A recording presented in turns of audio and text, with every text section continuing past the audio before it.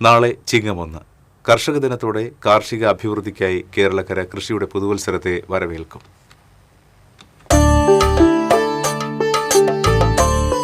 മലയാള calendar പ്രകാരം മലയാളികൾക്ക് കാർഷിക വർഷാരംഭം കൂടിയാണ് ചിങ്ങം 1.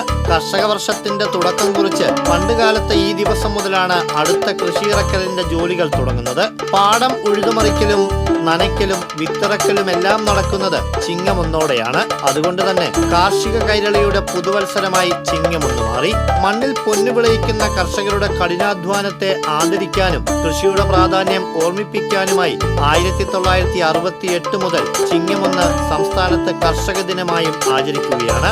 കർഷക സംഗമങ്ങളും മികച്ച കർഷകർക്ക് പുരസ്കാരങ്ങളും ഉൾപ്പെടെ വിവിധ പരിപാടികളാണ് ഇതിനോടനുബന്ധിച്ച് കൃഷിവകുപ്പിന്റെ നേതൃത്വത്തിൽ സംസ്ഥാന വ്യാപകമായി സംഘടിപ്പിച്ചു വരുന്നത്. കാലാവസ്ഥാ വ്യതിയാനത്തെ അതിജീവിക്കുന്ന കൃഷിയും യുവാക്കളെ കൃഷിയിലേക്ക് ആകർഷിക്കലുമാണ് ഇപ്പോഴത്തെ പ്രധാന ചർച്ചാ വിഷയം. ഇതിനായി വിവിധങ്ങളായ പദ്ധതികളിലൂടെയും പരിശ്രമങ്ങളിലൂടെയും ഭൂമിയോട് ചേർന്ന് നിൽക്കുന്ന നമ്മുടെ അന്നദാതാക്കൾക്ക് കൂടുതൽ ഊർജവും ഊന്നലും നൽകുകയാണ് ഓരോ കർഷക ദിനവും. ഇതിലൂടെ കർഷകനില്ലെങ്കിൽ നാടില്ല എന്ന വലിയ ഓർമ്മപ്പെടുത്തൽ കൂടിയാണ് ഓരോ കൃഷിയുടെ പുതുവത്സര ദിനത്തിനും നാട് നമുക്ക് നൽകുന്നത്. TCV തൃശൂർ.